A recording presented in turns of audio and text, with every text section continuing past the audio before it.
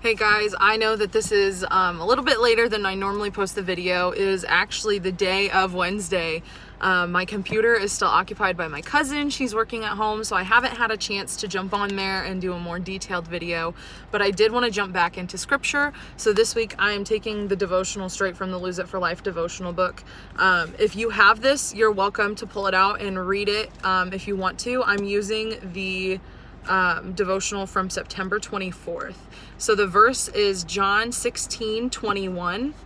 It will be like a woman experiencing the pains of labor. When her child is born, her anguish gives place to joy because she has brought a new person into the world. This message is about embracing the pain. So I know it's almost the end of this challenge. We have 4 weeks left. And some of you guys are either emotionally feeling down, or you're feeling physically down, or you really have all these crazy cravings that you just want to fulfill. And I'm telling you guys to stick it out. We're so close. Just stick exactly to what you want to be doing for these last 4 weeks, and let's see the amazing results that you receive at the end. So the actual devotional part says, in this passage, Jesus speaks to his disciples regarding the sadness they will feel as he suffers and dies, and the joy that they will feel when they see him again. He likens it to a woman's experience of childbirth. We who are recovering from food and weight problems are also in the process of delivering a new person into the world. It is not easy to give birth, and it often involves anguish, perseverance, and tremendous effort on our part. There are times of agony and despair as we ache and push through our most painful realities. With the new challenges before us, we may feel as though we can't continue any longer and that the task is insurmountable, and we want to give up.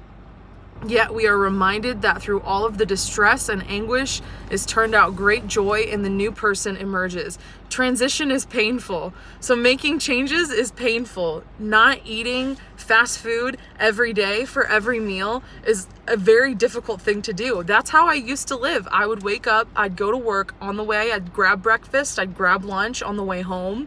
I'd let my dogs out, and then on the way home from work, like finally at 5 o'clock, I'd stop and I would get more fast food. So it's a painful transition to go from doing that to trying to eat healthy. But we can allow and embrace these labor pains as a wonderful sign that new life is coming forth. So this whole week is just about, you need to remember where you want to go and where you're coming from. So when I started my journey last year, my goal was to not depend on fast food as my main source of nutrition. And I have really changed that. I bring my breakfast, I prepare my lunch before I come into work.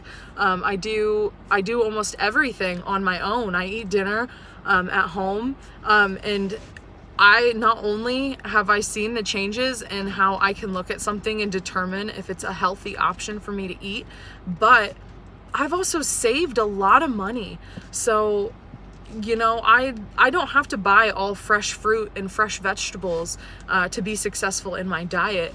Honestly, I buy like the little $1.90 tuna packs and bread wraps, and just shredded cheese, and I make like sub sandwiches and things that might be considered unhealthy, but because all the options are alternatives that go in it, it still tastes just as good, but it's like more than half the calories, and it's a hard transition. It really is. And I understand the pain. I understand you guys go out with family and you order food and you want to eat all of it.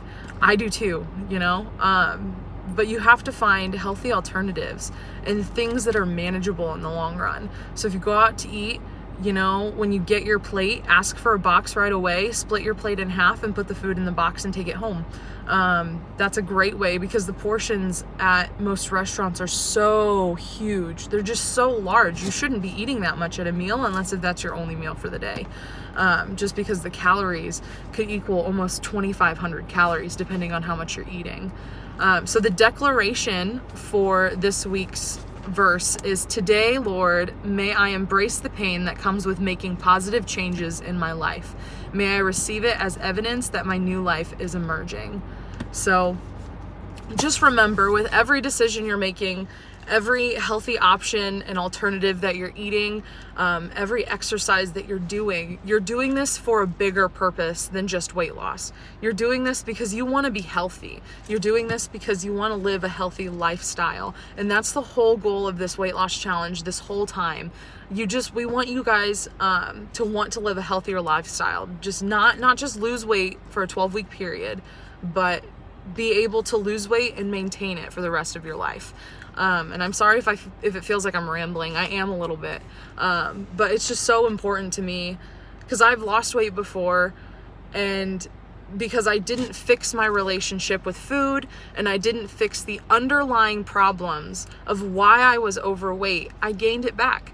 And that's, if you don't fix that relationship with food and if you don't focus on those underlying problems of why you're choosing food and why you're not exercising and why you're living just an unhealthy lifestyle overall, you're not going to fix a lot in your life, and the weight loss is not going to be maintained. And this is such an extremely important